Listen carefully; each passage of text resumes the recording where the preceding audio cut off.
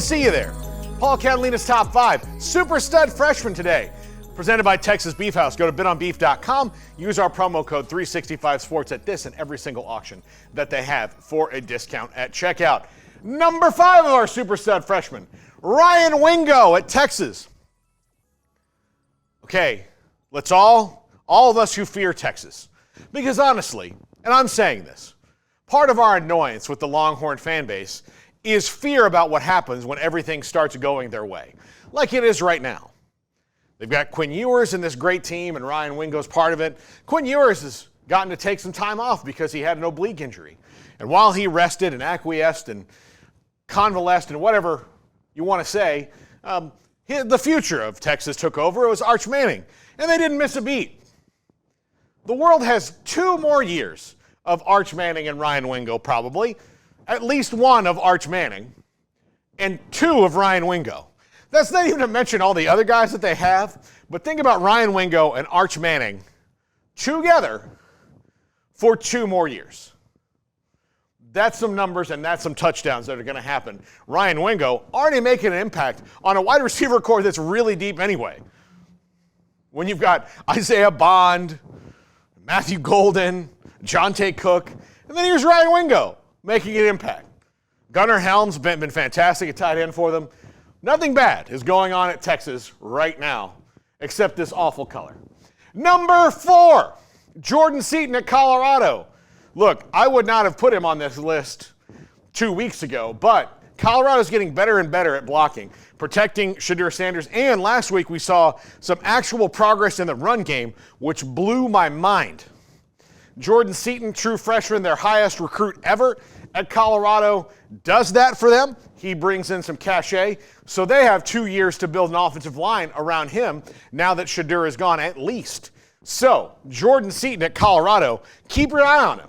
Look, here's the thing. You look at him right now, he's not even into his monster body yet.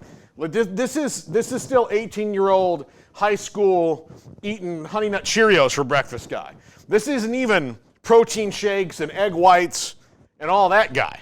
That guy's coming, and that guy's going to be a badass. Number 3, Jeremiah Smith at Ohio State.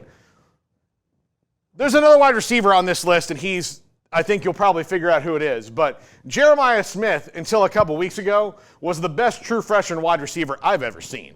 He is already there. He's already built. He's been getting ready for this for a couple years now, knowing that he was going to be able to make an impact. He was the top recruit in the country for a reason. Will Howard, luckiest man on earth. You see Emeka Egbuka right there, thrilled that he has someone else on the other side to take pressure off of him. This is going to be a huge part of Ohio State's march to the Big Ten title this year, should they keep on, because Brian Hartline, the wide receiver coach, just keeps knocking it out of the park with guys like this. This dude can ball all. Number 2, Dylan Raiola at Nebraska. This, my friends, is the face of hope.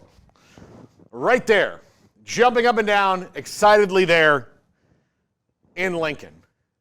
This guy has finally got the cachet that Nebraska has needed to get themselves out of a 20-year hole.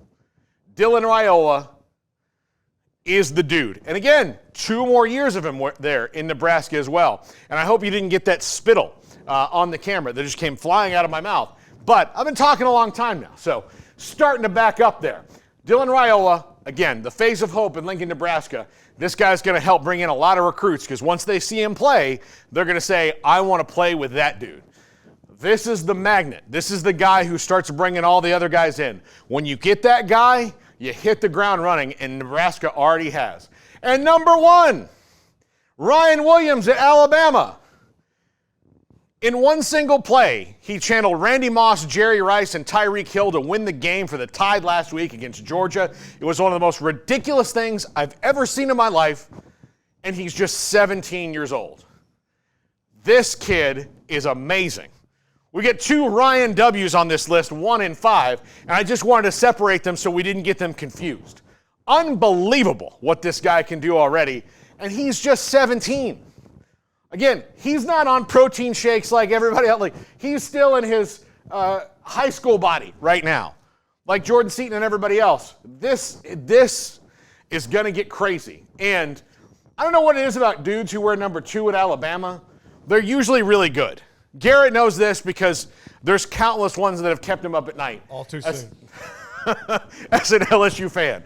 If you wear number 2 at Alabama, you're a bad mamma jamma. I'm just saying right then, you're like Shaft. You're a bad mother, shut your mouth. That's what you are.